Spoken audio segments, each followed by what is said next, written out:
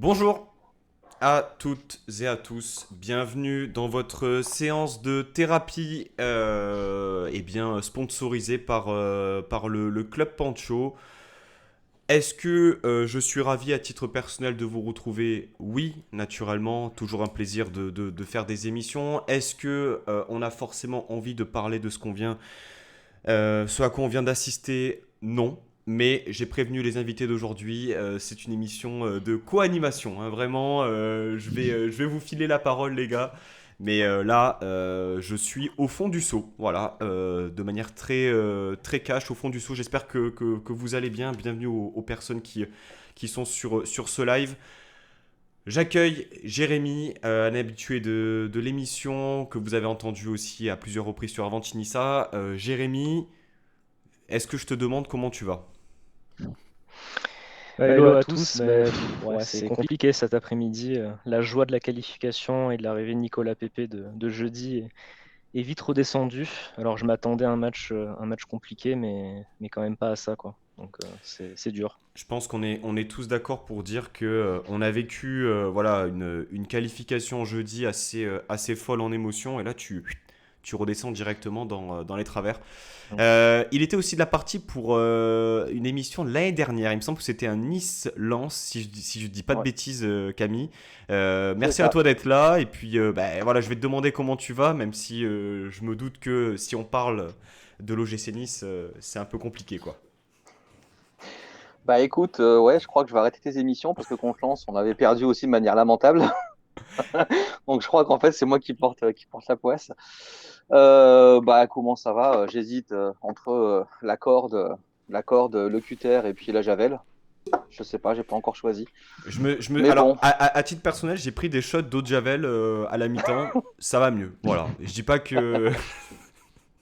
à ce qui paraît, ça Et soigne le Covid aussi. ouais, apparemment. Et il est là, il rayonne avec son maillot de l'Olympique de Marseille, oh la vache, l'Olympique de Marseille. C'est le seul heureux, je pense, autour de cette émission. C'est Quentin du podcast Temps additionnel, du podcast aussi à la commanderie. Comment ça va, Quentin? Ça va très très bien, comme tu peux l'imaginer. Bonjour à tous et merci déjà de m'accueillir pour parler de cette rencontre, même si voilà, j'ai plus l'impression pour vous que ça va être une thérapie de groupe, mais je serais quand même content d'entendre ce que vous avez à dire sur cette rencontre, messieurs. Voilà, donc la rencontre, on va peut-être rappeler le score, hein, on le rappellera qu'une seule fois. L'OGC Nice a perdu lamentablement à domicile contre Marseille 3-0. Le match était plié à la mi-temps, un écart de niveau, un écart d'envie, un écart de tout, hein, pour rien de vous cacher. Avant le début de l'émission, j'ai confié aux invités du jour que j'avais l'impression que Nuno Tavares, vous savez, pour les personnes qui ont joué en district, c'était le U20 qui redescendait de senior à U19 le samedi après-midi, dépanné, qui était au-dessus du lot. Bah voilà, ça s'est ressenti, je pense, au travers de ce match-là. Euh, que dire, Jérémy, toi, peut-être première impression, euh, voilà, de manière très brute de ce match. Qu'en as-tu pensé? Forcément déçu. Il y a une défaite qui est lourde, mais je pense que le problème, il est peut-être ailleurs. Il se retrouve surtout dans l'envie, non? Ou dans beaucoup de choses pour moi. Bon, déjà, en fait, quand j'ai vu les compositions d'équipe, alors nous, notre équipe sur le papier n'était pas forcément mauvaise, hein, loin de là, mais quand tu vois la composition et le banc de l'OM, tu te dis, bon, on n'a pas encore ce niveau-là.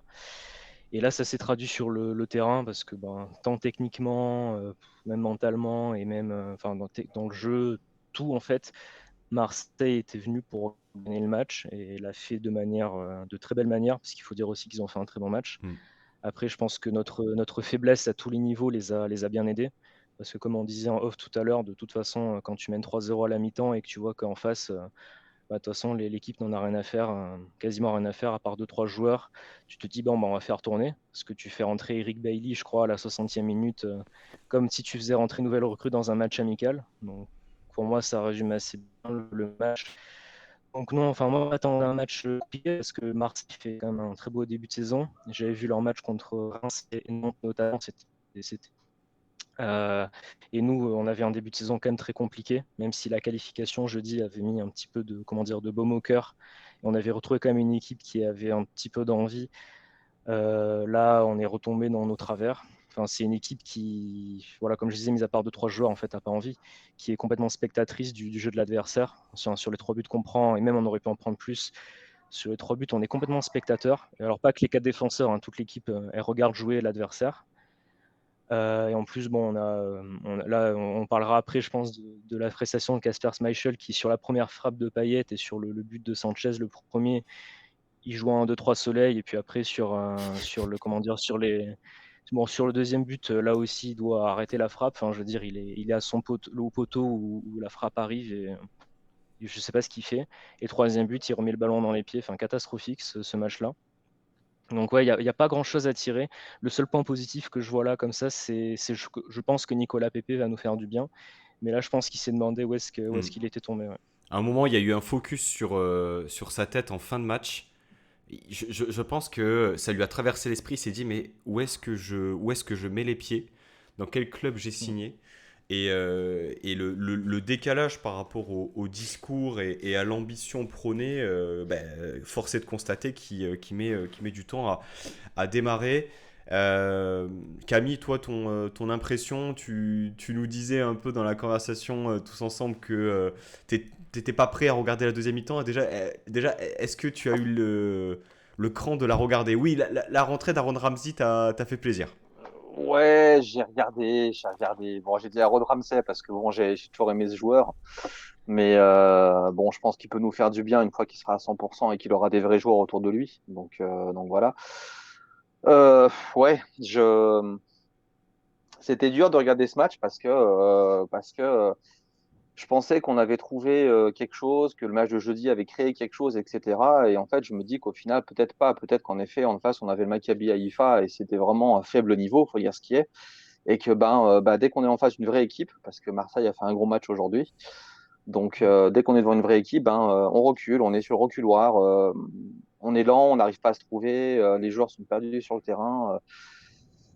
Je, je- j'ai un peu du mal à, comment dire, on a deux latéraux qui me font très très peur entre Bard et Lotomba, c'est quand même quelque chose d'assez hallucinant. C'est quand même des postes où dans le jeu de Favre c'est essentiel. C'est quand même des postes essentiels parce qu'on repart de derrière très vite et on va très vite sur les côtés. C'est vraiment ça qu'il prône comme jeu et c'est pour ça qu'il veut des ailiers qui soient du niveau de Pépé. Mais là, avec ces joueurs-là, on pourra rien faire déjà. Au niveau offensif, au niveau défensif, on pourra rien faire. Ils sont toujours sur le fil du rasoir. Dante, je l'adore, hein. J'adore Dante, mais je pense il faut qu'il arrête. Il faut que de lui-même, il se rende compte qu'il est plus au niveau. Même s'il a fait un gros match jeudi, c'était le Maccabi Haïfa en face. Tel Aviv, Encore une fois. pour être précis. Tel Aviv, pardon. Pardon. C'était Maccabi en face. C'était Maccabi Tel Aviv en face. Voilà, c'était pas une grosse équipe. Donc en effet, il a fait un gros match dans ce match-là. Mais moi, je pense que depuis le début de la saison, c'est pire que les autres années. D'habitude, il met du temps à démarrer. Mais là, j'ai l'impression qu'il va jamais démarrer. Et le problème, c'est que vu que c'est aussi euh, dans, dans le schéma de jeu de Favre de repartir de derrière, c'est la première rampe de lancement. Mais en fait, j'ai l'impression qu'il ralentit tous nos ballons. Hmm. Il ralentit tous nos ballons et ça a du mal à partir vite. Et donc, du coup, si on démarre pas vite de derrière, comment on casse des lignes? On peut pas. Comment on apporte du surnombre devant? On peut pas. Enfin, c'est compliqué. Après, on parlera de Rosario, de quelques autres, mais bon, Ouais. c'est pas Je, encourageant. je suppose, Quentin, que toi, en tant que supporter marseillais, déjà, tu t'attendais à sans doute autre chose. De part aussi peut-être l'euphorie qui avait suivi donc cette qualification européenne. Là, finalement, bon, bah, tu repars avec la victoire, mais t'as pas l'impression d'avoir, enfin, comment dire, D'avoir une adversité, quoi. ouais, voilà, c'est ça. Je pense que c'est triste Ouais. à dire, hein, mais bon, Ah, tu gagnes 3-0 à Nice. Bon, ça ressemble quand même beaucoup à un match qu'on joue contre une équipe en théorie ultra supérieure à nous, mm. qui l'a été finalement. Non, mais après, en bon normand qui se respecte, je vais faire mon chieur, je vais dire oui et non. Dans le sens où, oui, ça m'étonne quand même parce que on connaît l'importance de ce match. Ça reste un derby, surtout après les événements de la saison passée. On sait que la rivalité s'est un petit peu envenimée, même s'il y a eu des appels au calme. D'ailleurs, le match s'est bien déroulé, donc il n'y a pas de souci, sur le terrain en tout cas. Et non, dans le sens où je vois Nice depuis le début de saison, parce que je suis beaucoup la Ligue 1 en dehors de l'OM, et je ne reconnais pas beaucoup Nice sur certains aspects par rapport à la saison dernière. Le fait que vous ayez joué, alors certes, il y a eu la qualification, ça aurait pu donner de l'allant à votre équipe, mais vous avez quand même joué 120 minutes dans un match où vous n'étiez pas sûr jusqu'à la fin de vous qualifier. Donc, ne serait-ce déjà que physiquement et mentalement, ça vous a fonctionné un peu de jus.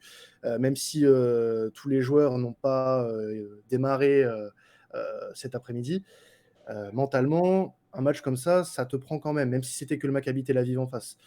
Ça reste une qualification pour une Coupe européenne et tu as joué 120 minutes il y a moins de 72 heures, parce que c'était moins de 72 heures.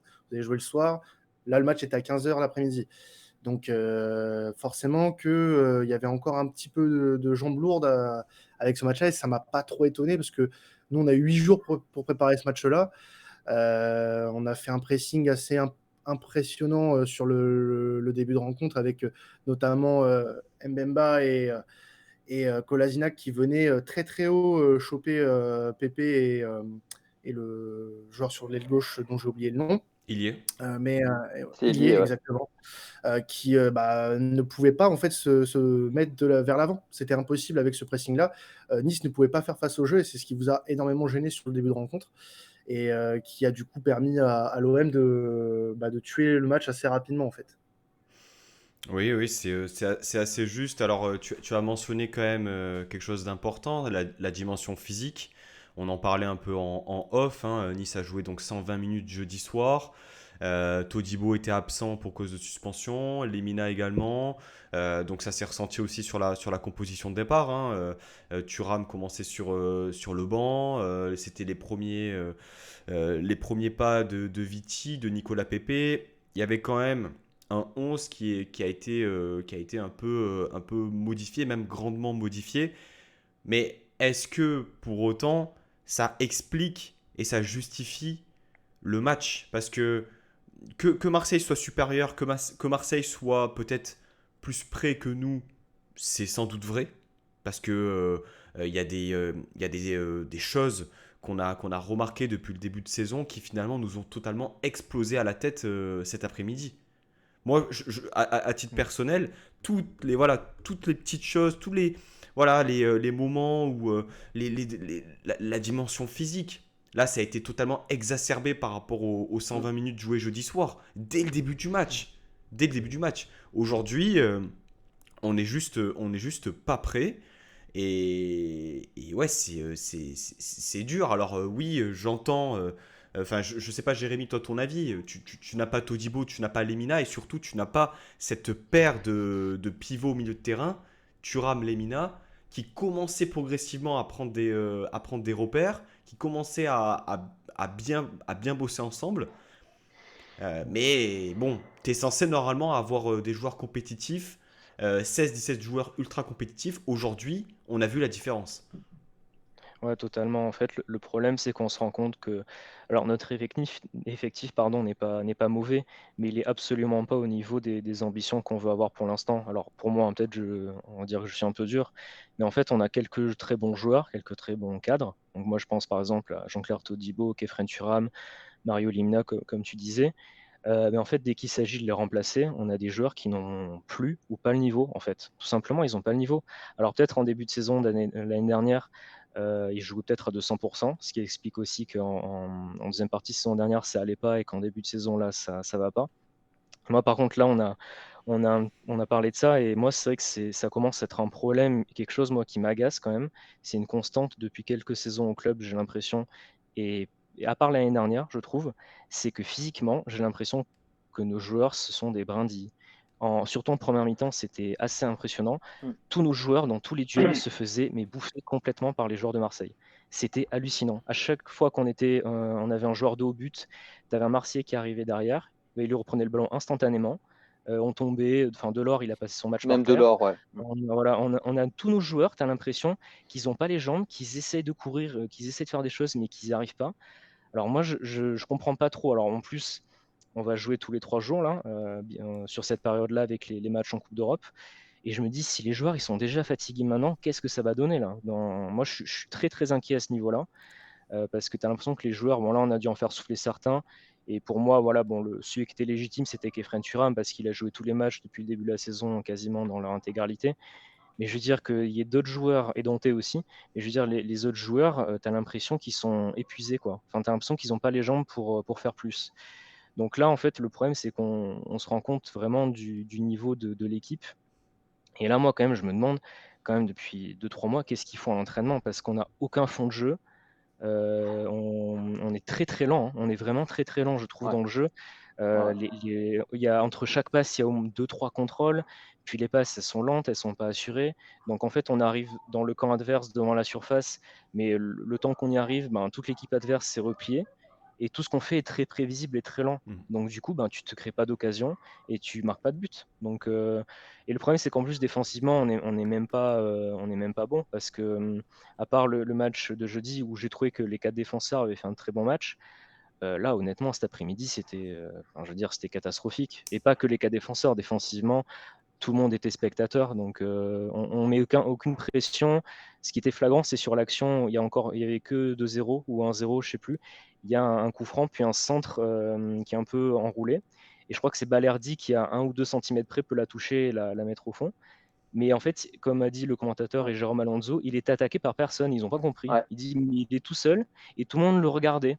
Mais Il je y veux avait dire, 4 Niçois en ligne autour voilà. de lui. Personne qui Ouais, l'a attaqué. il regardait jouer, donc, et je trouve cette action très révélatrice de notre match, en fait. Donc j'ai un peu de mal à comprendre. Alors oui, bien sûr, il y a un peu la fatigue de jeudi, mais je veux dire, si tu as envie d'être un club européen, il faut avoir l'effectif et les joueurs qui sont capables de jouer tous les 3 jours, sinon on va pas aller loin. La dimension physique, pour toi, Camille, aussi, c'est un des gros chantiers pour l'OGC Nice actuellement. Ah oui, je pense. Oui, je pense. Je pense qu'actuellement qu'on n'a pas les joueurs pour peut-être faire des matchs tous les 3 jours. On n'a pas une profondeur de banc suffisante. Après, je vois des joueurs comme Claude Maurice, qui a fait ce match tel un fantôme.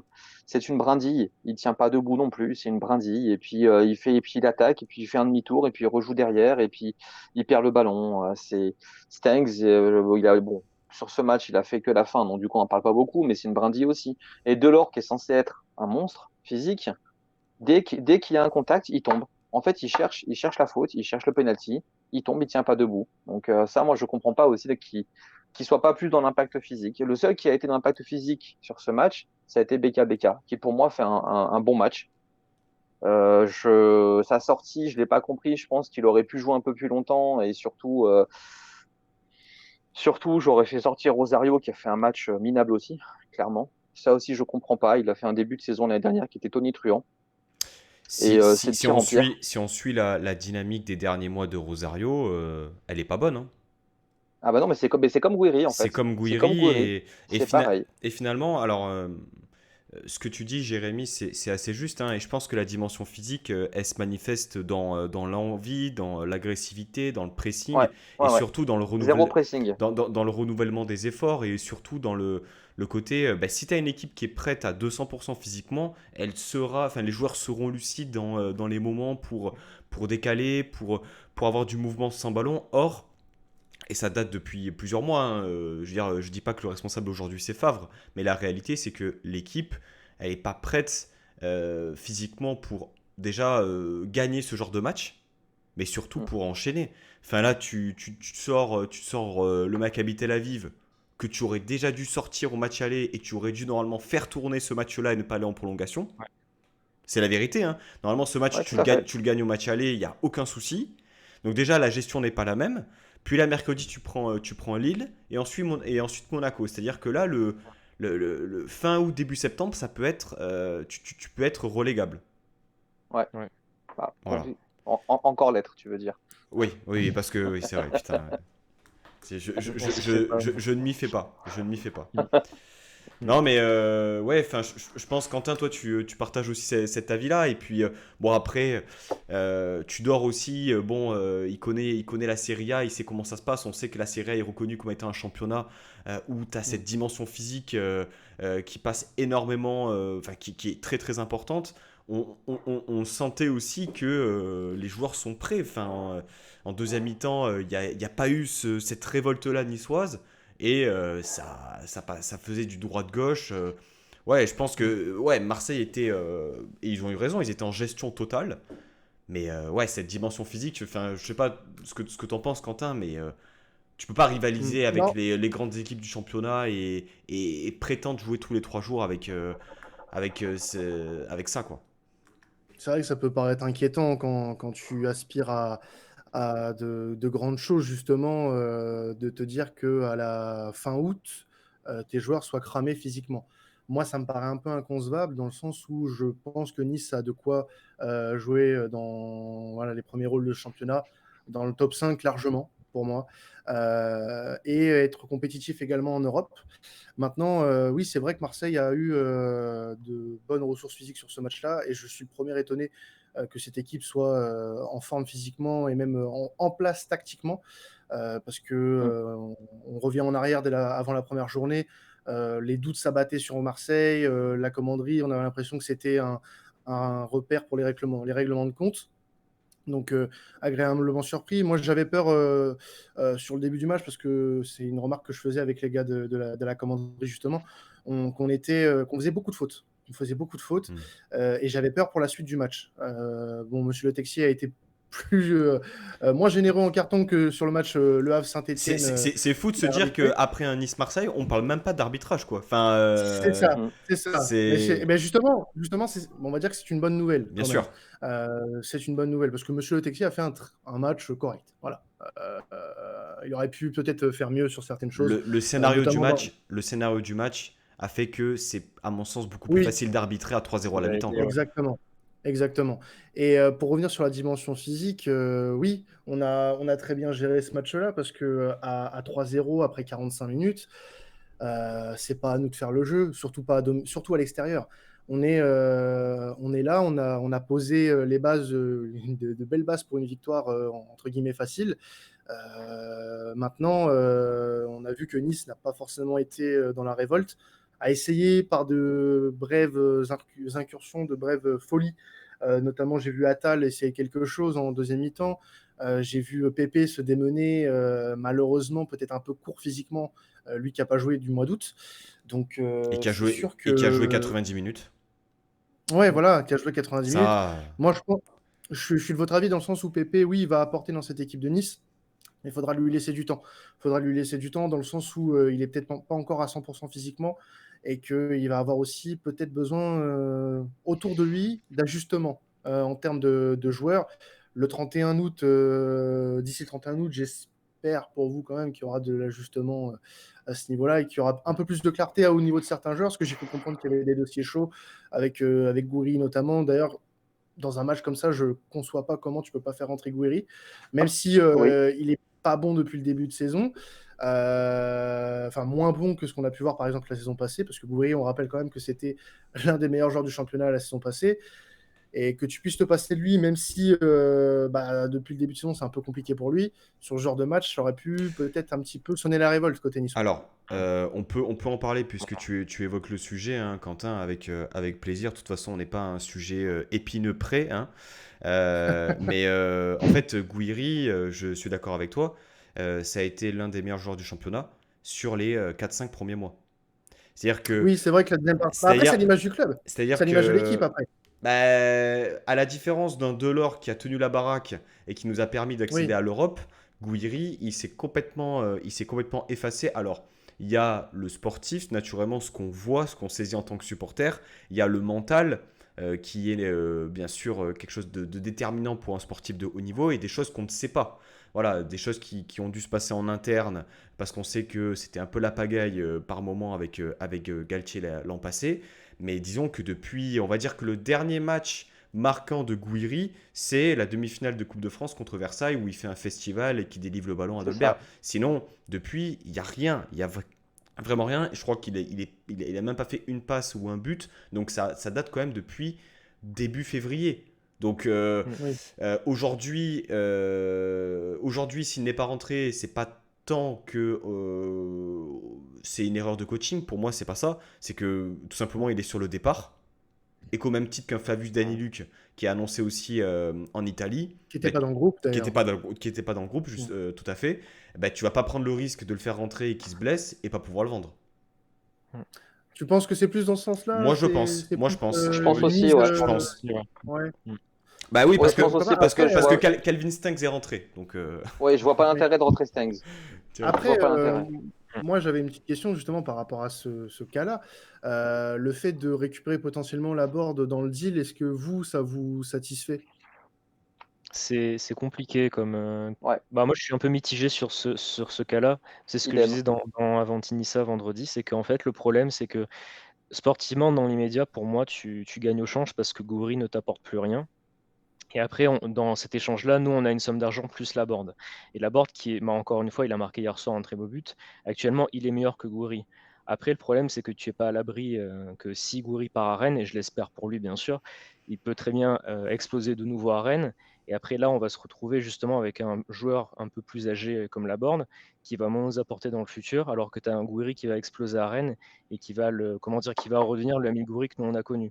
Donc du coup, Hmm. je suis un petit peu mitigé. Puis il y a aussi l'aspect, comment dire, tactique.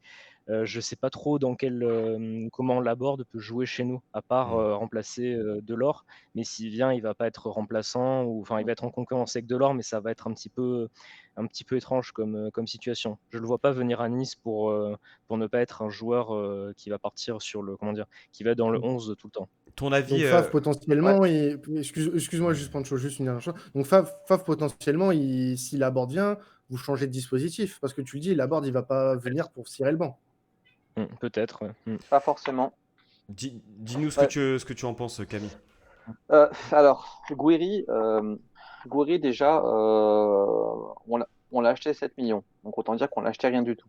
Si Lyon nous l'a vendu aussi peu cher, peut-être qu'il y avait une raison aussi, parce que peut-être que Gouiri aussi, en termes de mental, c'est pas forcément ça. Je sais pas, hein. Je fais des suppositions. Voilà.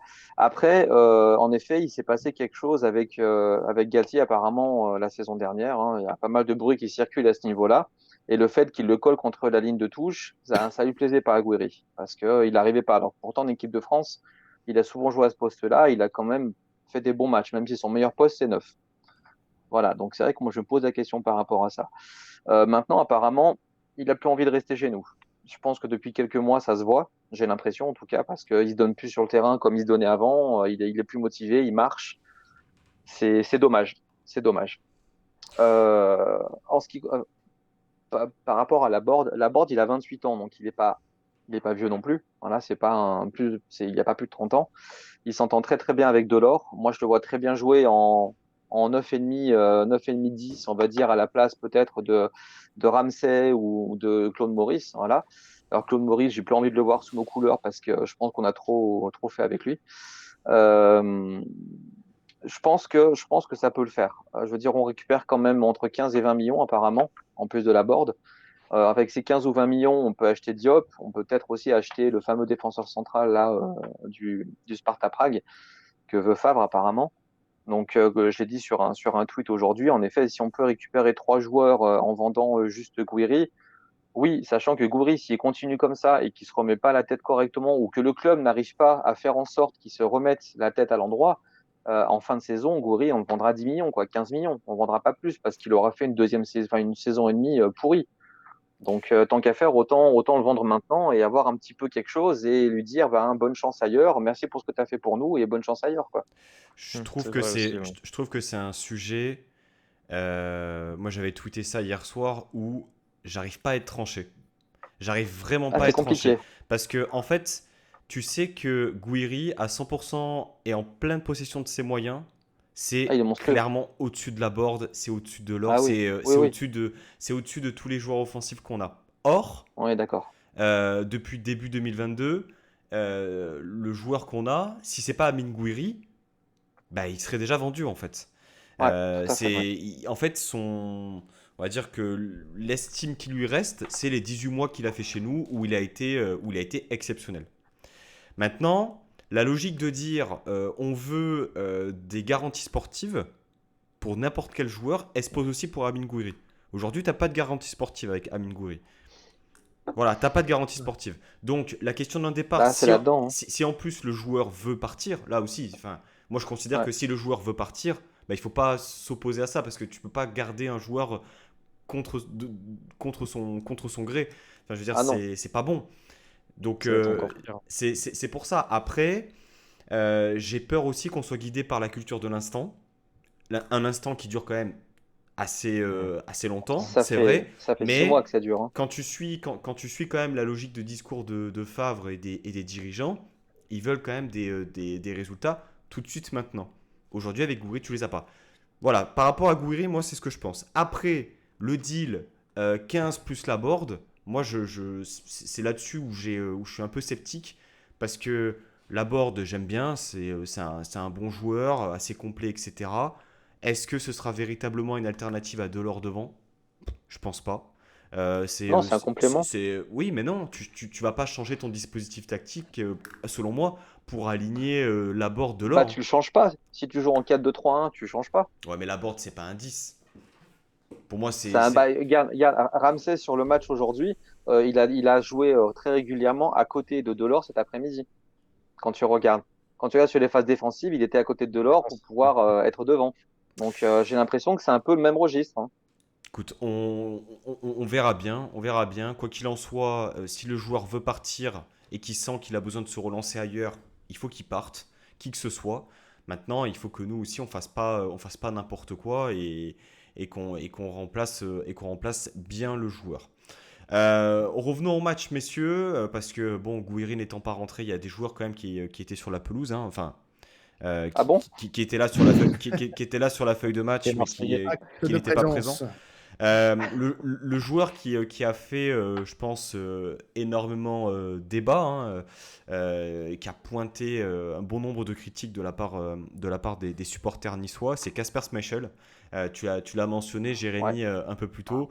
Alors, Schmeichel, on va dire que il y a eu, enfin, pour faire un peu une rétrospective, il y a eu le match de Strasbourg où on s'est quand même posé la question sur ce but, est-ce qu'il est coupable, etc. Bon, admettons. Pour moi, c'était faute partagée avec la défense, un problème d'alignement. Ok. Le but qu'on prend en Israël, il est quand même pour lui, parce qu'il sort qu'à moitié. Là-dessus, je pense qu'on est d'accord. Et dans un match où l'équipe est dominée, il a pas su tenir la baraque. Il n'a pas su tenir la baraque, il n'a pas su se sublimer comme pouvait le faire Walter Benitez. Tout à fait. Et son début d'aventure avec le GC Nice, Jérémy, est compliqué. En fait, malheureusement, c'est vrai que c'est dans ces matchs-là où l'équipe est en difficulté, où on l'attendait, parce que c'est un peu son rôle de leader. Et puis en plus, c'est quand même un gardien qui a une énorme expérience, c'est quand même du talent. Et après, c'est vrai qu'on avait vu, même à Toulouse, où il parlait beaucoup avec les joueurs sur le terrain. Enfin, il était sur le banc, mais il parlait beaucoup aux joueurs. Donc moi, j'étais plutôt content de cet apport-là. Contre Strasbourg, c'est vrai que bon, il a fait un très bon match, mis à part le but qu'on encaisse. Par contre, là, ouais, aujourd'hui, moi, j'ai pas compris comment tu as un gardien qui a autant d'expérience et autant. Enfin, c'est quand même un très très bon gardien qui a vraiment énormément d'expérience. C'est quoi ces buts que tu prends en fait? Alors, ok, le premier, on va dire, ok, bon, il bouge même pas, mais en fait, il fait un geste avec les mains, je sais même pas ce qu'il fait. Mais ok, la frappe est puissante, elle est très belle parce qu'il faut dire que la frappe d'Alexis Sanchez est très très belle aussi. Par contre, les deux buts d'après, je comprends pas. Enfin, moi, la frappe de Mm. Nuno Tavares, je ne comprends pas. Il est pas du tout loin. Enfin, il tire du coup sur le poteau à gauche et Schmeichel est près de de ce poteau gauche. Il voit la frappe arriver quand même et il Ouais. saute, mais quand le ballon est dans les buts, quoi. Enfin, je veux dire quand même, un minimum. Enfin, celle-là, il faut l'arrêter. Et en plus, c'est quand même un moment donné où on avait commencé peut-être à réagir un tout petit peu. Si lui, à son âge, avec son expérience et sa stature dans le vestiaire, fait cette erreur-là, c'est compliqué, quoi. Et bon, après, le troisième but, n'en parlons même pas. Il a fait comme Benitez contre Monaco l'année dernière, où tu remets le ballon dans l'axe alors qu'elle n'arrive pas forcément très très vite. Donc, ben, du coup, en plus, la défense ne suit pas. Et il a Ouais, refait après d'ailleurs dans le match, hein. ouais, Il a refait une remise en plein axe encore à la fin du ouais, match. il a refait. Non, mais il est complètement passé au travers et le problème, c'est que, justement, on attend de lui que quand l'équipe passe au travers, lui réponde présent, en fait et c'est ça le problème. C'est là, moi, ce match-là, je reste très, très déçu par sa prestation, ouais. Mmh. Pareil. Alors, quand même, le but d'un gardien, c'est de faire gagner se faire gagner des points. Enfin, je veux dire, Mmh. quand ton équipe est en difficulté, tu es censé justement permettre de combler les failles, chose que Schmeichel n'a pas faite, hein, malheureusement. Alors, on va pas commencer à tirer des conclusions hâtives, mais Camille, je vais quand même te poser la question. Est-ce que selon toi, au vu de ce qu'a produit Bulka l'année dernière, au vu des garanties qu'il a pu nous montrer, est-ce que pour toi, la question se pose sur la hiérarchie des gardiens à l'OGC Nice? Ben, pour moi, Bulka, pour l'instant, il est meilleur que Schmeichel sur ce que j'ai vu pour l'instant. Donc voilà, c'est vrai que le, le premier but qui se prend 2 fois un lob en 2 matchs, déjà, quand tu te fais avoir une fois, tu évites de le refaire la deuxième fois. Alors je veux bien qu'il ne connaît pas encore vraiment ses défenseurs. Il faut qu'ils apprennent à se connaître, surtout sur un poste de gardien où en effet, il faut vraiment connaître bien ses défenseurs pour pouvoir anticiper éventuellement, anticiper quelques erreurs ou quelques manquements ou quoi que ce soit. Mais bon, déjà, ces 2 buts, c'était un peu abusé. Mais là, ouais, sur ce match de Marseille, il a été totalement absent. Mais totalement. On peut pas dire que lui, c'est la fatigue du match de 120 minutes. Hein. On peut pas... Ah, on a perdu Jérémy. On a perdu Jérémy. Jérémy, il a rage quit. C'est ça, il en peut plus. Ouais, donc du coup, ouais, on peut pas dire que ce soit la fatigue du match de 120 minutes non plus, parce que bon, on sait qu'un gardien, bon, bah, ok, il a la concentration, le mental, etc. Mais bon, la fatigue physique, elle est moins qu'un joueur de champ. Mais moi, oui, je pense qu'il faudrait peut-être le titiller et lui dire, écoute, tu as fait les 5-6 premiers matchs, va un peu sur le banc, vas-y, Boulka, vas-y, montre-nous un petit peu de quoi tu es capable. Et ça pourrait lui donner des envies de rester, vu qu'apparemment, il voulait partir d'après son agent. Donc, euh, donc bon. Qu'est-ce que t'en penses, toi, de l'extérieur, Quentin, par rapport à ça euh, c'est pas évident parce que Schmeichel vient d'arriver. On s'attendait, de par son aura, de par son expérience, de par ses performances aussi produites à Leicester qui nous apportent des garanties immédiates. Mm. Aujourd'hui, sur un match comme ça, au même titre que le collectif avec ses défauts, tu as l'impression que voilà, ça explose en plein vol. Est-ce que c'est suffisant selon toi pour chambouler euh, voilà, les postes de numéro 1, numéro 2 à Nice? Alors déjà, pour remettre un petit truc dans son contexte pour Kasper Schmeichel, pour avoir un peu suivi Leicester la saison dernière, Schmeichel, dans son historique à Leicester, ça a toujours été plus ou moins bon, avec parfois des périodes moins bons, mais toujours relativement correct. La saison passée, avec Leicester, d'ailleurs c'était à l'image de l'équipe, c'était pas bon du tout. Pas fameux du tout, d'où le transfert, enfin d'où le fait que Leicester n'en voulait plus vraiment à partir de cette saison, et du fait que bah, il y avait un besoin de renouveau aussi du côté de Leicester, qui ne marche pas bien en ce début de saison. Aparté de mise de côté, moi je pense que ouais, c'est peut-être encore un peu trop tôt pour commencer à charger le Danois. Maintenant, il y a un problème aussi qui va se poser du côté de Nice, c'est que comme tu l'as dit, Schmeichel, de par son expérience, de par sa carrière, on attend quand même un minimum, qu'il apporte un minimum de leadership dans cette équipe, qui tire l'équipe vers le haut, parce que tu as une équipe qui reste quand même relativement jeune, du côté de Nice, une des plus jeunes du continent. Et tu as Dante qui a lui aussi ce rôle-là depuis maintenant plusieurs saisons, qui est vraiment l'âme de cette équipe en termes de leadership.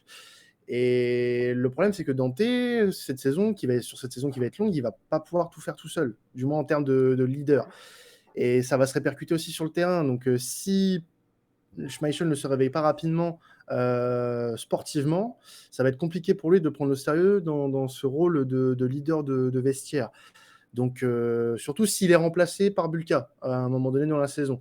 Ce que je préférais pour vous d'un point de vue extérieur, ce serait de garder Schmeichel quand même, parce que il peut t'apporter quelque chose. Il peut t'apporter quelque chose. Alors certes, là, pour le moment, Ça se montre pas, c'est pas très visible, on est d'accord.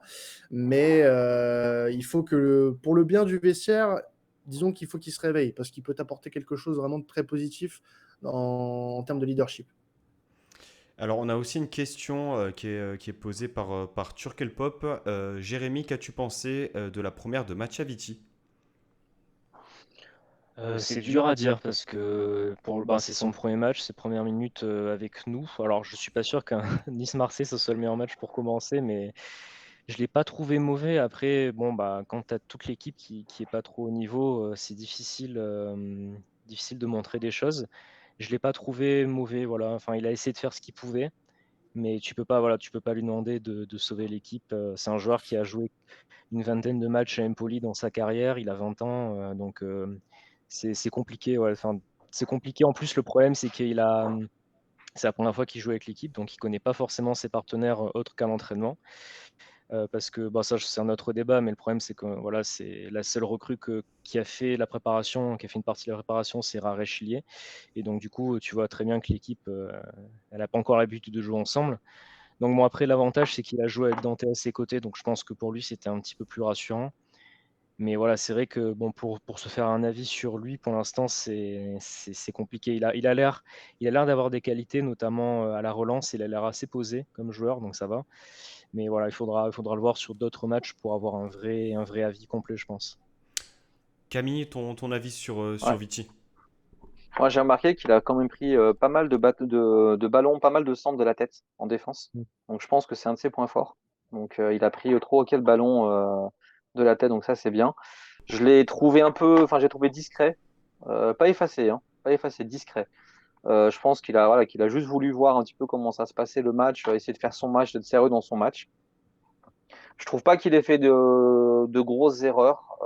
Peut-être sur le premier but, sur le centre ou sur le but d'Alexis Sanchez, le premier, sur la belle reprise, où en effet il était un peu à contre-courant sur la défense. Mais sinon, je trouve pas qu'il ait fait d'erreur.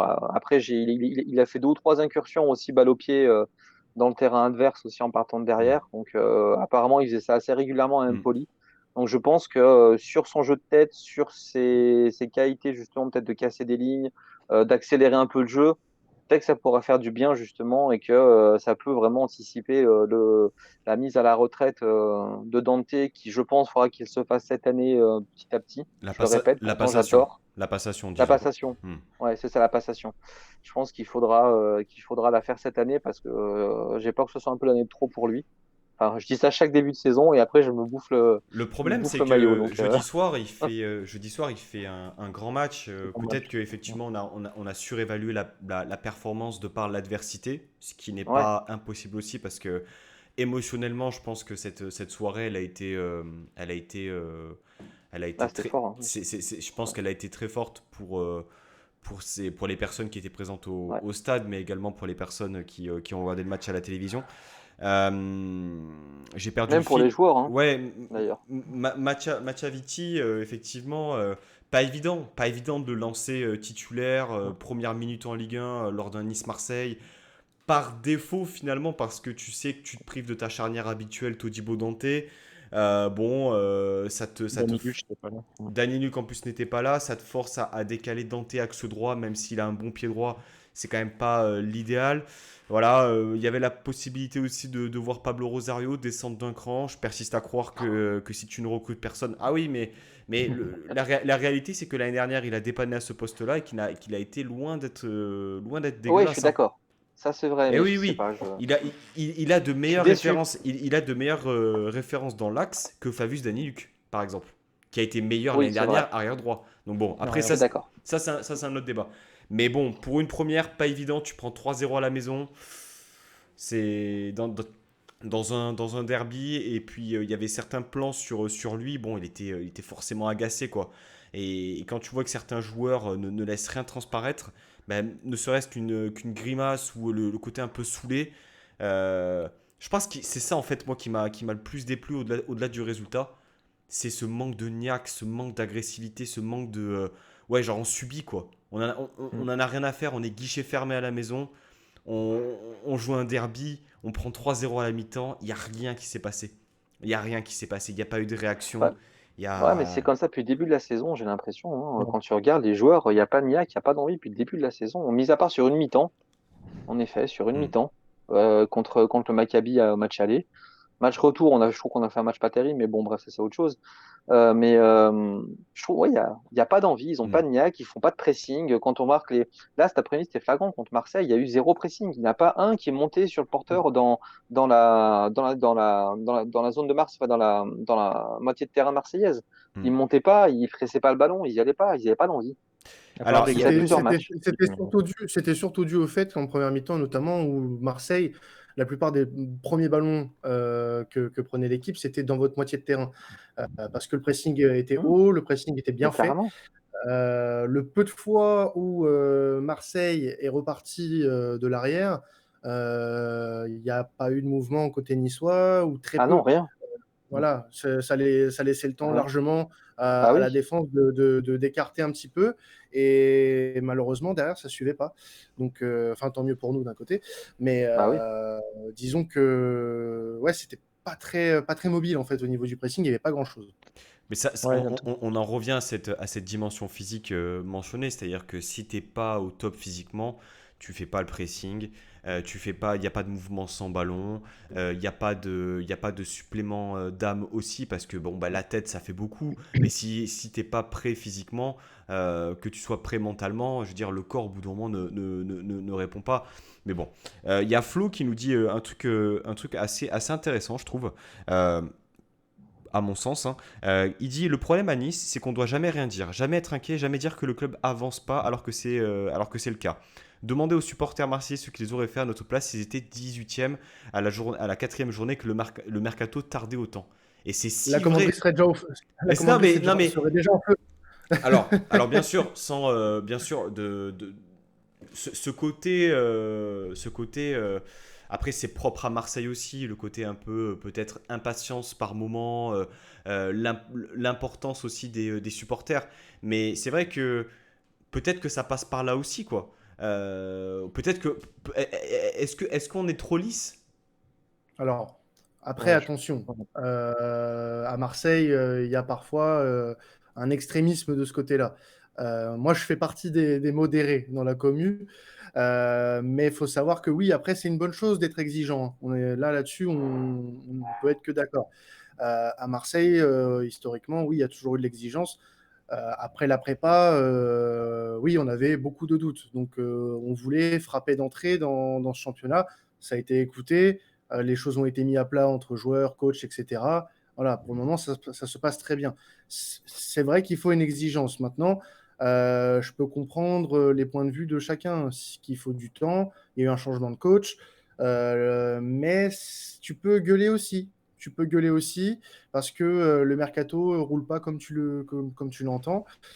En fait, tout peut s'entendre. Il n'y a pas de vérité absolue, surtout pas après seulement 4 journées de championnat. Les bilans, tu les tires pas maintenant. Tu les tires allez, après 10, 12 journées de championnat. Surtout que là, comme tu vas enchaîner les matchs assez rapidement, tu vas voir de quoi ton équipe est capable. Donc, c'est à ce moment-là où tu vas pouvoir commencer à tirer des conclusions. Tu pourras commencer vraiment à tirer des conclusions, je pense, un peu avant la enfin, un peu avant la trêve Coupe du Monde. Là, tu pourras commencer à te dire, là, il y a peut-être un problème ou justement, ça va mieux. Mais tout de suite, c'est trop tôt. C'est trop tôt. Donc, que ce soit même côté marseillais, où ça peut très vite s'enflammer après 4 matchs plutôt bons.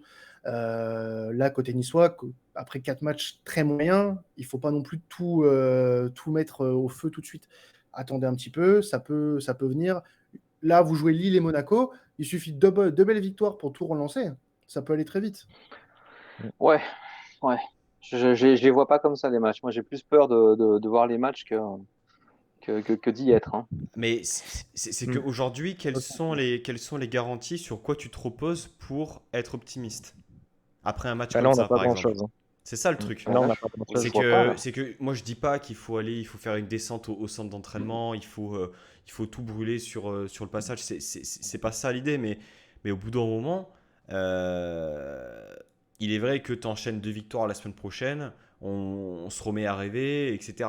Mais aujourd'hui, ce qui s'est passé cet après-midi, du moins, c'est la résultante d'un début de saison extrêmement poussif, où on s'est rassuré comme on a pu, avec une deuxième mi-temps plutôt bonne à Toulouse. Voilà, une bonne première mi-temps à Tel Aviv. Enfin, je veux dire, c'est beaucoup trop peu. C'est beaucoup trop peu. Et on oublie même qu'on n'a pas gagné une seule fois en championnat. Hein. 4 matchs, 2 nuls, 2 défaites, dont une défaite cinglante contre cet après-midi, quoi. Voilà, enfin Lille qui met 3-1 à Ajaccio, qui fonctionne bien avec un nouveau coach. On les joue mercredi soir. Voilà, voilà, on va serrer les fesses. Hein. Si je Ah peux bah, me c'est permettre sûr. de rebondir sur ce que disait Quentin tout à l'heure, je trouvais ça intéressant sur un petit peu les dynamiques de club. Justement, moi j'ai l'impression quand même que dans notre club, il manque un patron. Alors pas sur le terrain, moi j'ai l'impression qu'il manque quand même un patron vraiment dans le club globalement, parce qu'en fait l'équipe, elle est malade, honnêtement, et en fait elle est malade depuis quand même beaucoup de mois, et on a quand même un trou d'air qui est beaucoup trop long. Et il n'y a personne qui prend les choses en main, j'ai l'impression. Et si on peut faire une comparaison, alors j'aime pas trop ça, mais c'est vrai que là, pour moi, la situation l'autorise. C'est que par exemple, à Marseille, au début de saison, on parlait beaucoup des soucis avec Igor Tudor. Alors je sais pas si c'était vrai, tout ça. Il y a eu des soucis à l'entraînement, des choses comme ça. Et j'avais vu le premier match de la saison de Marseille, c'était Marseille-Reims, je crois. C'est ça. Justement, ils ont interviewé Pablo Longoria sur Amazon Prime en début de match. Et il a dit, ben, je suis allé voir les joueurs. Les joueurs ont compris que c'était les joueurs. L'entraîneur a compris que c'était l'entraîneur. Et ils ont compris que j'étais le président. Alors que Pablo Longoria, on l'aime ou pas, j'ai l'impression quand même que c'est un patron, comme ben, dans toute entreprise, parce qu'un club de foot, c'est aussi une entreprise, une société. J'ai l'impression qu'il prend les choses en main quand ça va pas. Et là, on voit le résultat. Au début de l'été, tout le monde était là, disait, ouh là là, l'OM, ils perdent Sampaoli, ça va être catastrophique, qu'est-ce qui se passe, le club, ça va pas. Je veux dire, ils font un très bon début de saison, ça joue très très bien. Ça recrute aussi parce qu'ils n'attendent pas fin août pour recruter. Donc ça aide aussi pour avoir une équipe compétitive. Puis il y a une mentalité, et depuis l'année dernière, que ce soit avec, bon là, Sampaoli est parti, mais Sampaoli, Longoria, et là j'ai l'impression que c'est un petit peu la même chose. Les joueurs se donnent sur le terrain et ils ont une envie commune Il de y a une faire les adhésion. choses. Voilà, moi j'ai l'impression qu'en fait là, à chaque fois, on va avoir une conférence de presse. Ou alors l'année dernière, il y avait Julien Fournier, mais là voilà, ça va être plutôt Jean-Pierre River qui va être là. Non, non, mais vous inquiétez pas, tout va bien, tout ça. Alors la situation, elle n'est pas encore catastrophique, loin de là. Hein. Je ne vais pas être là Mm. à râler, à dire tout ça. C'est pas catastrophique, mais à un moment donné, le problème, c'est comme on a dit tout à l'heure, si tu veux être un grand club en France et jouer des coupes européennes, il faut être exigeant. Tu peux pas te permettre d'avoir chaque été des excuses où, par exemple, il y a un été, ah, c'était le rachat, donc c'est une période de transition. Ah, là, il y a eu ça, donc bon, on peut pas encore trop faire. Là, ben, Julien Fournier, il est parti au début de l'été, donc ben, c'est un peu dur de recruter sans directeur sportif. S'il y a toujours une excuse, on va jamais y arriver. C'est ça le problème. Donc j'espère qu'on va avoir à un moment donné aussi un organigramme un petit peu plus complet, parce que le problème, c'est que les problèmes que tu as dans le club, au bout d'un moment, se voient sur le terrain aussi. Ouais. Tu parlais d'un mot, le mot tabou dans la communauté, hein, qui est transition. Hein. Ouais. La fameuse saison de transition qui dure depuis quelques années. Mais finalement, Camille, moi j'ai une question à te poser. Lorsque tu recrutes Nicolas Pepe en prêt sans option d'achat une saison, est-ce que c'est pas aussi une manière de faire comprendre que on arrive fin août, on recrute les joueurs qu'on peut recruter, mais voilà, on bricole encore une saison pour Ouais, je pense. sans remettre la qualité du joueur en compte. Là, c'est Non, non, plus non, non, non, je comprends ce que tu veux dire. Hein. Je l'aspect vois ce que tu veux contractuel. Hein. dire. Je vois ce que tu veux dire. Je pense que pour parler recrutement, je pense que quand on s'appelle Marseille et qu'on est en Ligue des Champions, c'est plus facile de recruter en juillet, début août, que quand tu t'appelles Nice et que tu sais même pas si tu es encore si t'es en Europe ou pas cette année. Je pense qu'il y a déjà ça. Donc forcément, maintenant, on va devoir aller sur des joueurs qui sont libres et qui vont peut-être nous choisir comme troisième roue du carrosse. Suivez mon regard, Monsieur Cavani, par exemple. Soit tu vas, en effet, prendre des joueurs en prêt qui sont en difficulté, parce qu'en fait, tu vas pas réussir à mettre d'option d'achat non plus, parce que c'est des joueurs qui ne veulent pas forcément partir de leur club comme Pépé. Et c'est des joueurs voilà, qui veulent se relancer sur une saison et ensuite repartir en Angleterre. Parce que chez nous, il n'y a pas les garanties pour que l'année prochaine, on soit à nouveau européen. Voilà, déjà ça. Euh, Après, voilà, tu vas avoir des joueurs qui vont partir de leur club au dernier moment parce que ils vont attendre l'offre faramineuse, ils l'auront pas, donc ils vont le choisir en dernier, comme je disais pour Cavani. Bon, lui qui a pas le club, c'est différent, hein. Mais voilà, donc ça, déjà, je pense que c'est pour ça que c'est très compliqué. Et encore plus quand tu n'as pas de directeur sportif Mm. et que tu te rabats sur un Yen Moody qui, oui, en effet, a un portefeuille, comment dire, un carnet d'adresse assez long, mais qui n'est pas non plus un top directeur sportif, Ce quoi. n'est C'est un pas, mec qui a des connexions en Angleterre. ce n'est pas un directeur sportif. Ce n'est Oui, c'est vrai. pas, Oui, ce n'est pas, oui, c'est pas un directeur sportif. il a la casquette du directeur sportif, mais ce n'est pas un Oui, mais c'est directeur pas. Ouais, sportif. Voilà, voilà, il a des contacts, c'est un consultant, il a son réseau en voilà. Angleterre, mais il a pas, il a jamais été directeur sportif. Alors, je vous coupe juste. Les gars, déclaration de Lucien Favre. On n'a pas été bon, c'est clair. On ne s'est pas créé l'occasion, on a mal défendu, trop peu de courage. Mais il n'y a pas que ça. Je ne peux pas en parler. Le mercato peut perturber, mais ce sont des excuses. On n'a pas la rage. Alors, si vous avez suivi Ouf. attentivement les déclarations de Lucien Favre des derniers jours, ce n'est pas la première fois qu'il dit il n'y a pas que ça. C'était juste avant il me semble, le barrage aller, Ouais, où ouais. il avait dit voilà, il était resté hyper évasif. Donc, à votre avis, il Ça n'y a pas, pue. il y a pas que ça, je ne peux pas en parler. Qu'est-ce que c'est? Si je peux me permettre de commencer, là, ça, j'avoue que ça me fait un peu tilt parce qu'il y a déjà quelques jours, on en avait parlé. Il disait que, je sais plus c'était quoi la phrase. Oui, il y a des choses que je vois mais dont je ne peux pas parler. Ouais. Et là, il redit ça. Alors, bah, c'est comme je dis, bon, pour moi, il y a clairement un problème depuis la saison dernière au club là, et l'équipe aussi a beaucoup de mal, j'ai l'impression avec ça. Par contre, moi, j'aime pas trop le fait qu'ils mettent des sous-entendus. En plus, ça va rajouter un peu de l'incompréhension et des quiproquos, j'ai l'impression, ces genres de déclarations dans la presse. Alors, soit tu dis les choses, en fait, soit tu dis rien. Enfin, pour moi, hein, je veux dire, que ça soit là, Lucien Favre, dans les médias ou même dans le club, j'ai l'impression qu'en fait, il y a des tensions, il y a des petites tensions, des espèces de quiproquos où il y a quelque chose qui ne va pas, mais que ça sort pas, en fait. Donc, le problème, c'est que, enfin, j'ai un peu de mal avec ça. Et là, bon, après, par contre, il a eu raison sur le fait que bon, le mercato peut perturber, mais ce sont des excuses, ça il a totalement raison. Et qu'on n'a pas la rage, oui, ça, c'est sûr qu'on a totalement raison. Après, oui, c'est sûr que le mercato peut perturber, mais surtout, je pense, lui, parce que ben, quand tu as Jean-Claire Todibo qui est suspendu et Felvis Daniuc qui est en instance de départ juste après, c'est sûr que question de timing, c'est pas le top. Donc, du coup, tu es obligé de. Bon, là, on en parlait de Viti, mais tu es obligé de composer avec un défenseur qui n'a pas encore joué et avec Dante qui a joué 120 minutes il y a 3 jours. Donc, oui, c'est compliqué. Mais c'est vrai que moi, ces genres de sous-entendus, là, par contre, c'est un peu. Ouais. Ouais. Ça agace plus Je qu'autre suis pas chose, là, fan. quand même, je trouve. Ouais, je suis pas très, très fan de ça. Du coup, Twitter va encore s'enflammer pendant une semaine. Ouais.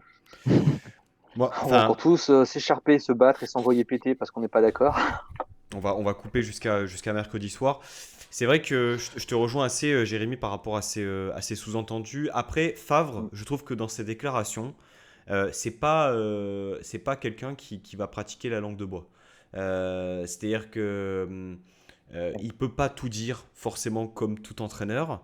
C'est sûr que nous, étant dans une période un peu compliquée, on fabule, hein, on suppose plus qu'on on sait. Maintenant, la réalité du terrain, la réalité de tout ça, c'est qu'on n'est pas prêt. On n'est juste pas prêt.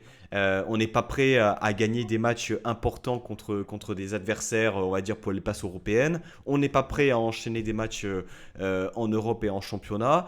On n'est juste pas prêt. Donc, Ouais. oui, on peut dire qu'il nous manque un latéral gauche, on peut dire qu'il nous manque un buteur, on peut dire tout ça. C'est sans doute vrai. Mais aujourd'hui, tu as des joueurs qui, qui ne produisent pas les performances qu'ils doivent produire. Tout le monde a sa part de responsabilité, que ce soit le club, que ce soit l'organigramme, que ce soit les propriétaires, que ce soit les joueurs. Moi, je veux juste voir mon club qui fonctionne, quoi. Donc, Mm. bon, on peut s'enflammer sur les déclarations. Pour moi Favre, peut-être qu'il savait, peut-être qu'il n'avait pas réellement conscience du contexte dans sa globalité. Je pense aussi. Effectivement, il a eu des garanties, on va dire, sportives sur le recrutement, le fait que Ineos allait injecter. C'est évident, parce que sinon il ne serait pas revenu. Mais là, je pense qu'il s'aperçoit sans doute que l'équipe qu'il a sous la main, c'est pas forcément des joueurs qui sont, on va dire, compatibles par rapport à ce qu'il demande. Et surtout, je pense que l'équipe, elle a été, on va dire, épuisée physiquement et psychologiquement par une saison l'année dernière qui a été, je pense, pour beaucoup de joueurs éprouvante. Et pour diverses raisons, hein, j'incrimine pas Galtier, mais aujourd'hui, lorsque tu vois qu'il y a des similitudes flagrantes dans des phases de jeu, dans des phases de possession, tu dis non mais attends, c'est pas possible. Si Galtier était encore sur le banc de touche, moi ça m'aurait pas choqué, hein.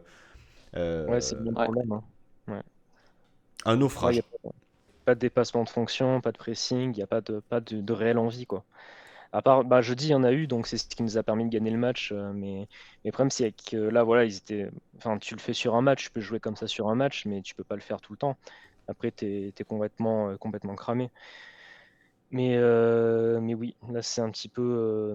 Enfin, comme tu le disais, en plus, c'est vrai qu'on peut mettre en cause le mercato. Et en plus, bon, on est à 3 jours de la fin du mercato. On n'a toujours pas recruté le latéral gauche qu'on attend depuis Oh 6 mois. putain. Mais après, comme tu le dis très justement, les joueurs qui sont sur le terrain doivent montrer plus. Enfin, là, c'est pas le fait que le mercato soit un peu compliqué qui donne l'excuse que les joueurs sur le terrain doivent faire ce genre de prestations. C'est pas possible. Ça, je suis Non. tout à fait d'accord. Je pense Oh, que... je- Oui, vas-y Camille, excuse-moi. ouais, pardon. Parce que je suis en train de penser à un truc là. On parle de certains joueurs qui jouent, qui devraient pas jouer. Ça, je suis d'accord, surtout au poste de latéral. Le petit Mendy qui a fait une super préparation. Pourquoi est-ce que Fab le fait pas jouer, lui qui adore faire jouer les jeunes? Pourquoi est-ce qu'il joue pas? Parce que pour moi, il m'avait vraiment impressionné, ce petit jeune à 18 ans qui jouait tranquillement, simplement, qui était là physiquement, qui était là, qui a aidé à l'impact, qui avançait. Bon, offensivement, c'était pas tout à fait ça, mais au moins il y avait une sécurité défensive. Et là, pourquoi est-ce que du coup, on le Je, voit plus? je vais te donner mon avis, parce que le titulaire à droite s'appelle Youssef Attal.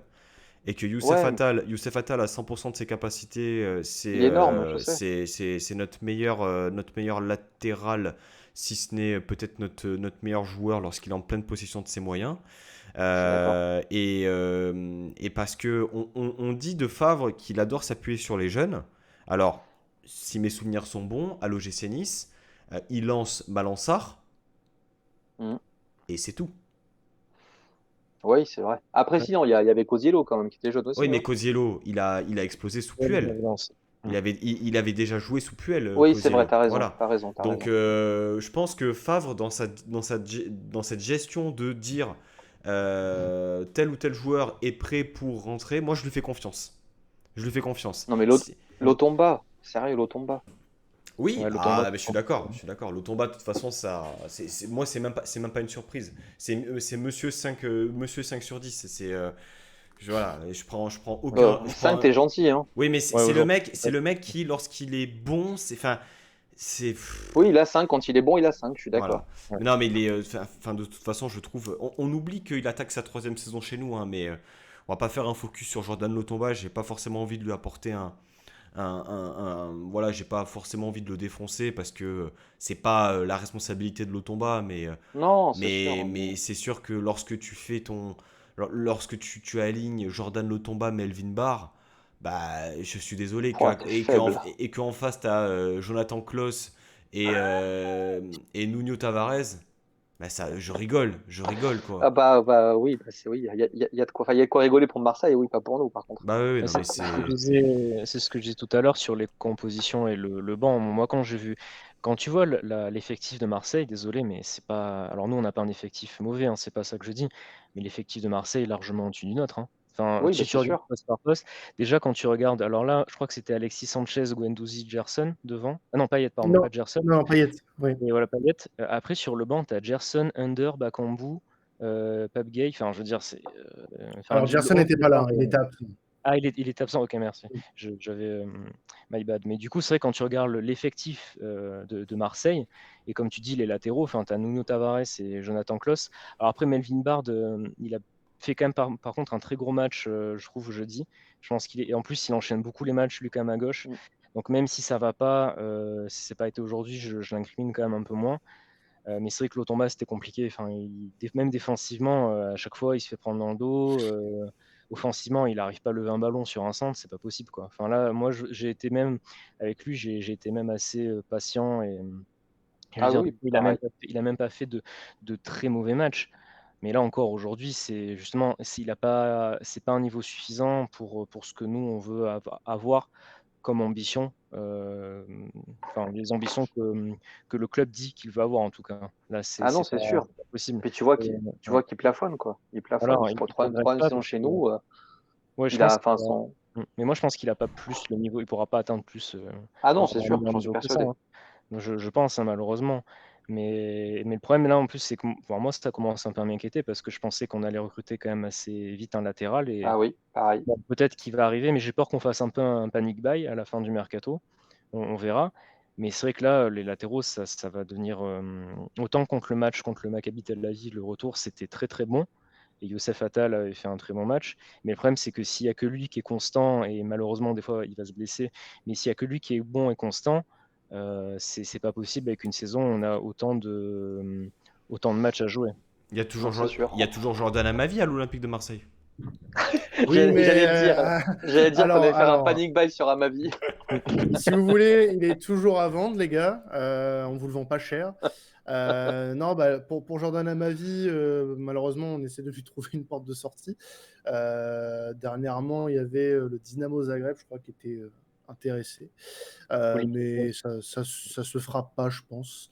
On va essayer de lui trouver une autre porte de sortie, parce que de toute façon, il n'est pas dans les plans de Tudor, étant donné que maintenant, il y a Tavares sur ce côté gauche. Donc, si vous le voulez, il est à vous, les gars. À un prix Ça va, défiant de merci. concurrence. On a donné. On n'est pas spécialement intéressé par un fumeur de gauloise sur son côté gauche. Je peux comprendre. Nissa Ladière qui nous dit Pépé, point positif quand même, je trouve. Tu sens qu'il a quelque chose. Ah C'est oui, vrai, c'est sûr. il s'est démené, il provoque, il apporte de la vitesse, il n'a pas tout réussi naturellement, mais lorsqu'il aura travaillé justement cette entente-là avec Attal, parce que j'ai été très attentif au podcast d'Avantinissa sur l'arrivée de Nicolas Pepe, et donc l'invité parlait justement du fait que Pepe avait du mal à cohabiter avec le latéral. Chose qui, à mon sens, paraît quand même compliquée parce que tu as quand même un Youssef Attal ultra offensif qui va prendre le ballon, etc. Donc Pepe sera mécaniquement beaucoup plus axial. Donc effectivement, bonne première sortie. Étonnant de l'avoir fait jouer 90 minutes, tout comme avoir fait jouer 120 minutes à Ron Ramsey. Là, il faut m'expliquer. Hein. À moins qu'ils aient tous les deux un troisième poumon, je ne l'explique pas. Ouais, Troisième poumon, non, parce que Ramsey, au bout de 60 minutes, il était quand même KO contre le Maccabi. ouais, mais alors pourquoi tu. Enfin, bon, c'est un autre débat, mais on va rester sur Pépé. Jérémy, ton avis sur la première de Pépé? Comme j'ai dit tout à l'heure en introduction, pour moi, c'est le seul petit point positif en fait de cet après-midi parce que tu vois que bon, il n'est pas encore à 100%, mais en fait, il a quand même apporté un petit peu d'explosivité, un tout petit peu comment dire, de rythme en fait. C'est le seul qui, quand il avait le ballon, a réussi à apporter un tout petit peu de danger, même si c'était pas énorme. Au moins, il en a un petit peu apporté. Et puis, c'est dingue de dire ça, mais en fait, il a fait quelques différences en fait, balle au pied. Je pense que depuis le début de la saison, à part le dribble de Stengs contre Toulouse où il fait une frappe sur la barre après, j'ai pas souvenir d'un joueur offensif qui fait de très grosses différences en 1 contre 1 ou sur une action. Enfin, de toute façon, en Gouiri, championnat, on est il y a quelques plutôt sur mois. les. Ouais, oui, non, mais vraiment sur les 4 matchs Ah de oui. championnat cette saison, de toute façon, en fait, oui, il y a le but à Toulouse où Brahimi fait une belle percée. De toute façon, après, on a le penalty contre Strasbourg. Mais de toute façon, oui, au moins, il a apporté un petit peu plus que ce que font quasiment tous les joueurs offensifs depuis le début de la saison. Et je pense que oui, lui, il va clairement nous faire du bien sur la suite du championnat, je pense, au vu de ses qualités. Après, oui, les 90 minutes, je suis resté un peu surpris. Je pensais pas qu'il allait jouer tout le match. Mais bon. Le problème, c'est que les autres étaient tellement mauvais à côté que tu laisses le meilleur joueur sur le terrain, en fait, quoi. Si tu veux Oui, essayer tu quelque fais chose. rentrer qui à la place, ouais, c'est ça le problème. C'est gravissime de se dire que le joueur qui est arrivé il y a 2 jours, qui connaît sans doute même pas le prénom de tous les joueurs, ce soit le meilleur, ce soit ton joueur qui fait la meilleure performance. Enfin, je veux dire, il a fait 0 préparation avec nous, il connaît pas le système, il connaît pas le coach, il connaît rien du tout. Enfin, ça montre aussi que ta base de travail, ta base de garantie et de référence, elle est très très faible aujourd'hui. Elle est très très faible. Ouais. Donc, écoutez, bon, ouais, Quentin, t'en as pensé quoi de Nicolas Pepe? Moi, j'avais hâte de regarder le duel Nicolas Pepe-Kolasinac, finalement. Ça a fait pchit. Bah, fort heureusement pour nous, Kolasinac n'a pas été sollicité, enfin trop sollicité sur ce match-là. Ça nous arrange. Parce que je vous cache pas que quand on a vu la compo et que Kolasinac était titulaire, moi par exemple, j'ai un peu grincé les dents. Mais non, après le match de Pépé, très intéressant. Ça a été le plus remuant côté niçois offensivement. Après, comme je disais tout à l'heure, il va lui falloir du temps, il va lui falloir du monde autour de lui, parce que physiquement, pour le moment, il ne peut pas tenir 90 minutes en étant complètement lucide et complètement, comment dire, complètement efficace. La preuve, par exemple, sur son. Ça, bon, c'est le centre après qui fait ça, mais la tête qui passe au-dessus en fin de rencontre, ça aurait peut-être pu être mieux s'il avait plus de lucidité, moins de fatigue, parce qu'on rappelle qu'il n'a pas beaucoup joué récemment, hein, Nicolas Pepe. Donc, c'est positif, c'est encourageant pour la suite. Espérons que d'autres le suivent du côté niçois, sinon ça va être compliqué pour lui de tirer cette équipe tout seul vers le haut. Alors, non, Turkel Pop, on va pas faire un sujet sur Le Texier parce que, étrangement, monsieur Le Texier ne s'est pas fait signaler par un Rien à dire. arbitrage. Par un arbitrage Pas fait d'erreur. Voilà, il a pas fait d'erreur. Il a, comme on l'a dit tout à l'heure, profité d'un scénario de match, on va dire, facilitateur pour l'arbitrage. Hein. 3-0 Et à la... j'ai même tendance à dire qu'il a bien laissé jouer, en fait. Ouais, complètement. Ouais, c'est Complètement. vrai. Non, il a été bon. Hein, il a été bon. Il a été bon. Faut dire ce qui est. Quand l'arbitrage n'est pas bon, on le dit. Quand l'arbitrage est bon, on le dit. On aimerait que nos joueurs, voilà, on aimerait pouvoir dire plus de positivisme sur les joueurs, mais bon, l'arbitrage a été pas mal. Ouais, Il y a Beka aussi sur le match qui a fait un bon match quand même aussi, hein. Ouais, oui, Ouais. oui, oui. Une bonne activité. Bah, dans l'impact dès le début, en fait, c'est le seul qui a été dans l'impact dès le début, qui a fait 2-3 impacts dès le début sur des Marseillais, mais après, il était un peu seul au milieu de terrain aussi. Je veux dire, Rosario, il a encore fait un match, voilà, comme j'ai dit tout à l'heure, hein. Donc après, peut-être que c'est du coup cette suractivité face à la non-activité de Rosario qui a fait que du coup, il a été mis en valeur, peut-être. On en parlait tout à l'heure, hein, Rosario, il est sur une période très compliquée. Hein, le Rosario et la doublette avec Lemina qui a fait, on va dire, les beaux jours du club sur les premiers mois de compétition l'année dernière. Là, il est totalement éteint. Alors, il a fait une bonne rentrée hein, contre Tel Aviv jeudi, c'est vrai, mais très franchement, Bah, autant continuer à aucune l'utiliser plus-value. comme Hein. ça, hein. Ouais, Tu il le est fais fait un peu mal. rentrer dans ce cas en fin de match et puis tu le mets pas titulaire. Bon, après, Lemina, il est suspendu pendant 3 matchs, donc voilà. Mais bon, je suis déçu par Rosario, vraiment. J'avais de gros espoirs en lui et je suis déçu en fait. C'est Il y vrai. a beaucoup de joueurs, hein, de toute façon, qui sont décevants. Bon, C'est messieurs, vrai que le milieu de terrain est- ouais. messieurs, est-ce qu'il y a d'autres sujets en particulier que vous souhaitiez aborder? Je pense qu'on a fait le tour des prestations, on va dire, individuelles.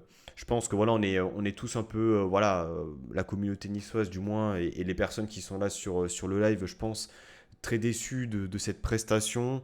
Très déçu du fameux body language hein, qu'on appelle, hein, propre au basket. Mais bon, rien n'est perdu. La semaine prochaine, on joue 2 matchs, 2 gros matchs. Ouais, Il faut peut-être qu'on peut se arriver, réveiller. il faut arriver à lancer la machine hein, véritablement. Ouais, il faudrait, hein. Bon. Après, on verra aussi le mercato. On verra qui arrive d'ici jeudi, qui part aussi. Ça peut peut-être faire changer des choses, hein. On sait jamais, on verra. Ouais. Il faudrait qu'on arrive à vendre Attends, des joueurs. attention, hein, parce que à passer le 31 août, hein, le mercato ne pourra plus être un motif de justification Non, c'est quelconque. Hein. sûr. Voilà. Hein. C'est Donc sûr. là C'est sûr. on va l'épuiser jusqu'au 31, bien comme il C'est faut. ça. Bien comme il faut. Mais après, il va falloir qu'on se pose de vraies questions, hein, notamment sur le niveau pitoyable de certains joueurs. Bien, messieurs, merci de m'avoir accompagné dans cette émission Merci à toi Merci à toi. pour ton thérapeutique. invitation. C'était fort sympathique. On souhaite. Le prix de la consultation, on la fixe quand? Non, mais bon, ça fait malgré tout du bien d'en parler. Et puis, écoute, Quentin, belle saison à toi ainsi qu'à l'Olympique de Marseille. Euh, Ouais, Ouais. on merci. espère on Merci. espère une meilleure réussite en Ligue des Champions. Bah, Marquez au disons moins un point, les que. gars. Bah, après, bon, si Ah, je peux oui, rapidement. laisse-nous juste ce Pardon. plaisir-là. Laisse-nous Oui, juste ce oui, plaisir-là, oui. s'il te plaît. Ok, je vous l'accorde, je vous l'accorde. Non, rapidement là-dessus, oui, bah, la Ligue des Champions, oui, c'est vrai que ça va être assez relevé. On a un groupe plus ou moins abordable, on va dire. Mhm. Je veux pas trop m'enflammer non plus parce qu'on connaît l'historique de l'OM en Ligue des Champions et que c'est les équipes qui, de ces dernières années, ont fait des parcours européens. Tottenham finaliste 2019, Francfort dernier vainqueur de l'Europa League, Lisbonne qui revient. Donc ça sera tout sauf facile, mais il y a des motifs d'espoir en fait avec le début de saison. Donc là, on commence une série tout comme vous de 7 matchs en 21 jours. Ça va être assez intense. Et le mercato qui n'est pas fini va nous aider à bien pouvoir enchaîner tout ça. Et j'ai hâte de voir la suite. L'équipe est prête là, tu penses, en termes d'effectifs? Je veux dire, votre mercato est terminé ou pas? Parce que ça parlait Non. de Gerson. Enfin, il y en avait certains, j'ai vu dans votre communauté, qui évoquaient, entre guillemets, Alors, problème physique. Sous-entendu, s'il y a une grosse offre sur Gerson, ouais. peut-être qu'il serait partant, quoi. Bah, je pense que de toute façon, personne n'est invendable du côté de l'OM. Si une grosse offre se présente, que ce soit pour Gerson ou pour n'importe qui, il partira. Maintenant, c'est vrai qu'il y a eu cette question autour de l'absence de Gerson, alors que Tudor, 2 jours avant, nous dit que il s'est entraîné correctement après le coup reçu face à Nantes. Donc oui, des questions se posent. Maintenant, je suis pas sûr qu'il y ait quelque chose de concret. Je pense qu'il sait très bien qu'on joue tous les 3 jours jusqu'à la fin octobre avant la trêve internationale. Donc, il va prendre le moins de risques possible. Et non, pour parler du mercato, le mercato, il n'est pas fini pour moi. Il nous faut un remplaçant à Nuno Tavares. Puisque Kolasinac, pour moi, ne peut pas jouer à ce poste-là, c'est pas possible. Qu'il soit remplaçant de Léo Balerdi, déjà, c'est pas mal pour lui.